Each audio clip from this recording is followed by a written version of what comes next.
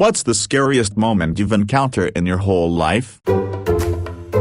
I used to live near a large open stormwater drain with no fencing around it. 3 drunk guys drove their car straight into it. I went out and found the driver trying to get his friend's foot out of the windshield. On the field on the other side of the drain I saw the 3rd passenger who was covered in blood. I asked if they were okay and my neighbor called the ambulance. Police. The blood-covered friend passed out and was twitching, so I ran to the car, grabbed a towel from the back seat and ran to help him. I found a large, deep cut on the back of his head. I rolled him to his back and used the weight of his head to put pressure on the wound. I was talking to him, trying to keep him awake, and he went into shock, twitching and unresponsive. This was the moment I thought a man died in my hands. I was able to wake him and the ambulance took over from there. That was the most harrowing moment of my life. I was in Arches Park in Utah. My wife and I were about to enter a trail when a couple walked out and said they thought they heard someone yelling for help. My wife and I walked briskly up the trail. Then I heard it, a man distantly calling for help. I ran towards his voice and found a man with his leg trapped between some large rocks. I could not move the stone trapping him. My wife stayed with him while I ran back out to the parking lot to try to find some help. Finally I found someone who had a phone. They airlifted the guy out of there when the emergency people arrived. Not my most harrowing moment, but your story reminded me of it. Was first on scene to a 3-car pile-up including a horse box, UK, as I'm alone tending to injured people, including 2 very bloody, very serious injuries. A very angry horse that had just been ejected from its box comes barreling down on me. All the usual people dying around me, emotions, plus a very pissed-off stallion trying to kill me. Hell hath no fury like a full-grown horse thrown from a box at 50 miles per hour who sees a stranger tending to their screaming owner. Absolutely terrifying. Big sigh of relief once the emergency services arrived. This just brought back a memory. My dad, sister, best friend and I drove to San Felipe for a little getaway for spring break. We would often go there for family vacations, but this time we invited my best friend. Had an amazing weekend. Started the drive home. It was maybe 2 or 3 in the morning, pitch black in the middle of the desert, when we got stopped at a random checkpoint by a bunch of men carrying machine guns. They made us get out and stand on the side of the road so they could search our car and were asking us all a bunch of questions. It was one of the most terrifying experiences of my life. Didn't help that my sister, probably 16 at the time, turns to look at my friend and I and very seriously says, "I hope you know that they can easily murder us all right now and no one would ever know." Great, thanks asshole. Pretty sure my dad slipped them as much cash as he could and they let us go on our way. That was the last time we went to San Felipe.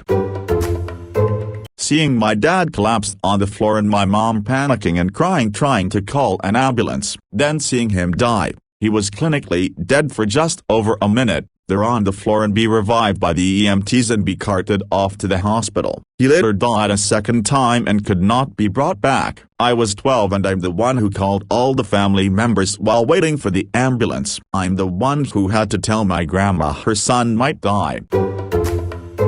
Doctors inform me that our 2-year-old daughter has high white blood cell counts and is likely an indicator of pediatric cancer while wife is traveling for work. Have to go get additional blood work and wait days for results. Turns out she was fighting some bug and is healthy. But that precious few days was the scariest time of my life. If I remember correctly, she had red dots everywhere or something else like that going on in addition to the white blood cell thing. This was 6 years ago, so thankfully, some of the memories have faded.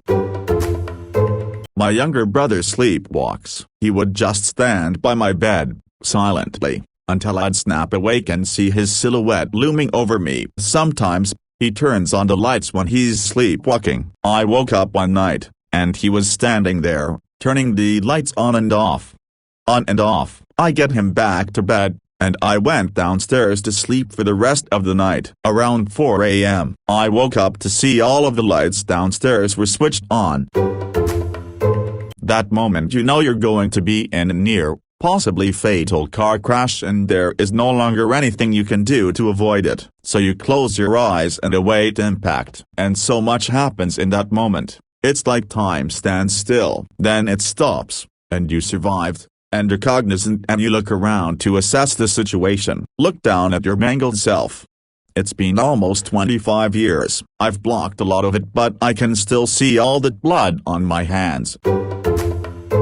I had only had my license for a couple of months when I got into my first accident. A drunk man on the freeway went to merge into an occupied lane, and when that person honked, he jerked his steering wheel hard in the opposite direction and spun around the wrong way. He then drove straight into me. We'd both been going 70 plus, though I'd guess he must have lost some of that momentum when spinning around. I don't know. At the moment of impact, I watched my glasses fly off of my face and soar across my dashboard in slow motion. I remember thinking, wow, that's a bit dramatic. My airbag didn't go off and I had deep painful bruises from my seatbelt, but I had no serious injuries. My back hurt so badly I had difficulty sleeping for a year or so afterwards. I was lucky that I just got a black eye and was really stiff for days, but I was a passenger in an accident years ago. I was in the back seat listening to music, so I didn't realize anything was wrong until the driver laid on the horn. We were in the country, so I started scanning for deer at the field to the right, and I remember thinking, oh, it's green right before impact. The other driver had fallen asleep and drifted into our lane, but the driver of the vehicle I was in was nearly stopped by impact, so it was marginally less dangerous. The ditches were too strapped to avoid impact that way. At the they told us they had life flight on call because they expected the worst based on where the accident happened. Speed limit was 55. Not nearly comparable, but your post reminded me. A friend messaged me once and told me to ring his friend. I knew his friend. We were friendly acquaintances, but never spoke unless someone was there to be a bridge. So I rang him, to find he was stood on a bridge ready to jump. So at 2 in the morning I had to speak him, someone I barely knew, down from jumping. Over the phone. At any point he could have hung up or just jumped. Thankfully he didn't jump, and I stayed on the phone with him the entire time until he got home. We're good friends now and we often joke about it, but I can't imagine I'd be able to live with myself if he'd jumped that night. One moment could have been a completely pivotal moment in my life. I used to be a mountaineer, and I was on an expedition on Aconcagua, the tallest mountain in the Americas. We were at Camp 3, around 6,000 meters in altitude, and set to push for the summit in the morning. I'd been feeling a bit nauseated and sluggish that day, but nothing too alarming. But I woke up in the middle of night and something was horribly wrong. My head felt it was split open, I couldn't stop vomiting, dry heaving, and I was talking gibberish. The world was upside down to me. I felt overheated even though it was approaching 50 C with the wind chill. I don't remember much of that night, but I had a bit of clarity once my teammate injected me with a steroid used to combat altitude sickness. I was told I was developing high-altitude cerebral edema and I would die if I didn't descend. The problem was that a massive blizzard had come in. Even without the storm, helicopters could not get me. By morning, the storm had lessened a bit and a guide from another team heard what had happened. He agreed to help me get down the mountain, but within an hour, the storm was raging again. I lost in the snow for a while and my body was depleted of energy. I slumped down into a snowdrift, realizing I was going to die. I wasn't scared then, but felt a calm peacefulness. Thank God something eventually kicked in. Some sort of survival instinct, and the sheer terror of the situation hit me hard. Thank God my guide followed my tracks, gave me more medicine, and over the next 7 hours, made our way down. The fear hit me really badly that night in base camp. That realization that I should be dead is harder to describe. I got severe sun, high altitude is weird, and windburns on my face. Lost chunks of my cheeks for a while. I now have signs of having a TBI from my brain swelling. I still love the mountains, but I hike instead of mountain air. My life is too precious now. When I was 13, I was staying at a hotel in New York with my family and decided to get some hot chocolate in the lobby. When I went back to the elevator, there was already a man in it holding the door for me. He had pressed the button for a different floor than mine, and I pressed my floor. The whole time in there he was just staring at me. When the elevator stopped at my floor, I got out. The man waited, but I had a weird feeling and noticed he had gotten out too, which immediately made me suspicious. I contemplated throwing my hot chocolate at him but decided to just run to my parents' room. When he saw me knocking on the door, he went back in the elevator. Thinking back, I was extremely lucky that the hotel had open floors where each floor sort of looks down on the lobby. I'm sure if it was more closed he would have done something. My dog and I were walking on the border of a nature reserve forest. There were no paths in that deep, so we just walked on a field public path. My dog looks into the forest and we see this crazed man looking back at us. I can't explain his expression. Stupidly I said something and they didn't respond and just started to walk away. Me and my dog both just ran further down the path, and then I called one of my friends for comfort. Once I realized what he looked like and the expression on his face, a sudden wave of fear and anxiety came over me that I've never really felt. I wonder who that guy was.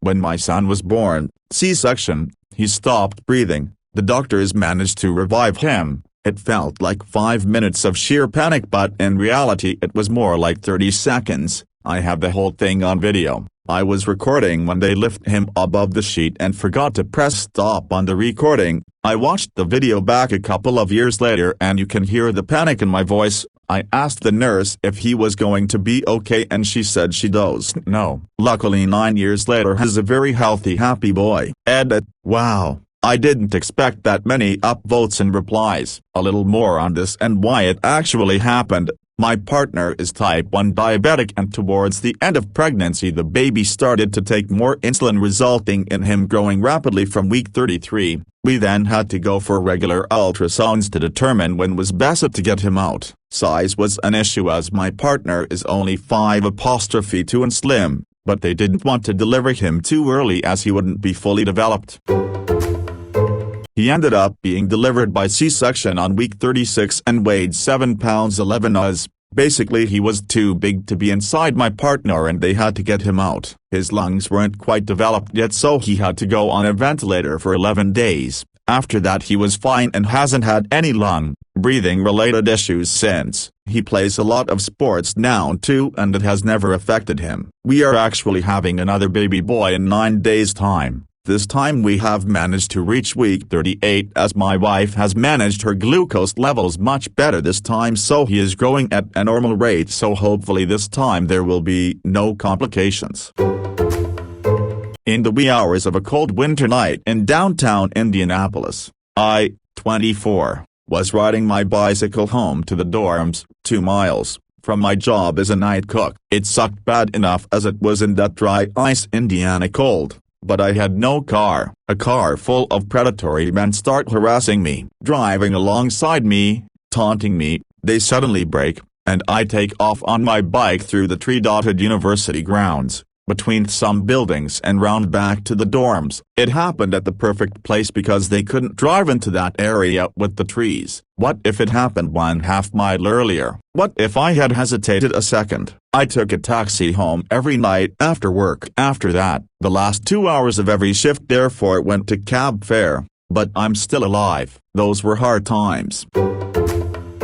I was on final approach to a local airport and had chosen runway 26 to land because that's what you are supposed to do at this particular airport, unless the wind favors another runway. There was a 3-knot tailwind and I should have landed the opposite direction on runway 8, but I thought, what the hell, I can basically fly straight in and it's only 3 knots. I'm running low on fuel and I'm a student pilot flying solo, so I don't want to fly around the airport. I just want to get down and fill up. I get down to about 20 feet from the runway and all of a sudden I feel a gust of wind pick me up from behind and the nose immediately points down. My lift is gone, so I'm basically falling to the ground. I instinctively yank back on the yoke, but there's no air flowing over the elevator, so I hit nose wheel first, and I thought the propeller hit too, but somehow it didn't. and sort of bounce forward into a precarious position where the left side wheel and nose wheel are touching the ground and my right wheel is still 2 feet in the air. It looked like the left wing might drag on the ground if I didn't just front flip onto the runway. Not really sure how that ended up settling. I guess the wind just died down. Next thing you know, I'm stopped on the runway and the airplane is violently shaking. I'm thinking I bent the prop shaft, and I'm violently shaking. Adrenaline, and I rev up the engine a little to get going and get off the runway. The engine ended up running smoothly after a few seconds and the shaking stopped. Unsure about what just happened and how the airplane could possibly be okay, I taxied to the fuel pump and shut down. It took me a few hours after I refueled, calming myself down and then building up the courage to get back in the airplane and fly home. It is a 15-minute flight back to my home airport and I did the whole thing white-knuckled and quivering, but I'm glad I did. I ended up having a great landing and had I not gotten back on the horse that day I may have never got my license. Still though, that moment when I lost control and all I could see out of the windshield was runway. Scariest moment of my entire life. Sounds like you might appreciate my story. I flew back to Wyoming in my small Mooney airplane with my wife and 3 children. On our way back, I decided to go between the mountains. I had never been that route before. As I approached the pass, I realized that I would not be able to get above the clouds. I was only VFR trained, and flew straight into the clouds, through a mountain pass that I had never been to. I looked around at my family, and continued on towards the next verb. Thank God, everything went fine. But that 20 to 30 minutes of panic and thinking I might smash into a mountain wall was awful. Honestly, I was probably completely safe the whole time, but scary nonetheless. When I was a kid in 1973, I went fishing with my brother and cousin. We had to cross a low-water bridge over the creek. It started raining pretty hard, and after a while we thought we'd better head back. By this time, water was about hip-deep over the bridge we had to cross back over, and it was really churning. We looked around and found a long branch that we all held onto as we crossed. About halfway across, I lost my footing, and fell in, still holding on. This caused my cousin to fall in, and so my brother was left holding onto the branch with both of us in the water. In the meantime, our older sister showed up and found my brother's parked motorcycle, with water now inching up the spokes. We couldn't hear anything but the roar of the swollen creek. A couple of police officers were now looking on. Sister, all 90 pounds of her, decided she'd better rescue us, so she came from her side of the bridge. When she got to us, the water swept her off, but she grabbed onto the branch, and at this point brother is holding onto the branch with all 3 of us. We're beyond panic in what was definitely a flash flood. If we let go, we'd be swept down the rocky creek bed to God knows where. We struggled to hang on. The cops finally removed their gun belts and came to our rescue. I really thought I was going to die that day. My brother was a hero. Man, reminded me this girl invited me over for dinner. She had a kid like 2 years old. She lived in a second-floor apartment. We sit down to dinner and he goes and plays on the porch. It has a railing like a fence with posts between it. I was like, is he okay out there? She says, oh yeah, he's fine. He plays out there all the time. I keep eyeballing him out there. She's oblivious. I watch him squeeze through the posts and fall right through. She never noticed. I run over and she starts screaming, oh God, he's dead, he's dead. She runs down and I yell at her not move him. I call 911. Naturally, she picked him up and brought him up. Ambulance, fire trucks, but he was fine. Everything is over. We are sitting there. She was hysterical. I'm comforting her. Big ordeal. She says, listen, I want to say something. Okay, I'm waiting for the thank you so much for being here and helping me. She says you can never tell anyone about this. I was traveling home to California and I was in Nevada. It was an emergency, so I'd packed and left at around midnight. It was about 5:30 am or so in rural Nevada. I was at a stop on my usual route. I was very familiar with the particular stop, and it was just an hour or so before the California border. Being a lone female, I concealed carry. I have my extended permit which allowed concealed through several states, except California, and I was at my truck at an empty spot, and I was in the cab disassembling and putting away my gun to be in compliance. Stepped out to go to the restroom, and someone had managed to get close to my truck and was hiding along the passenger side, and I didn't know it until I'd walked past them. Whoever it was grabbed me from behind. I let out the loudest, most blood-curdling scream, Oscar-winning scream, but there was no other people at this stop. I fought and tried to buck the guy off of me, but I wasn't doing very well. Kicking lead him to lift me off the ground where I couldn't get him, and trying to break through his arms made him bend me over with him still behind me. I'm not sure how long I was screaming and fighting, but then I heard tires screech and I figured it was the creepy van my parents told me to avoid as a kid coming to take me away. Nope, it was a Toyota Corolla full of local teenagers headed to the gas station before school. The teens jumped out and ran towards us, and the driver stayed in the vehicle. The guy who grabbed me took off. Two of the kids chased him through the desert beyond the gas station on foot, and the driver and the other kid made sure I was alright.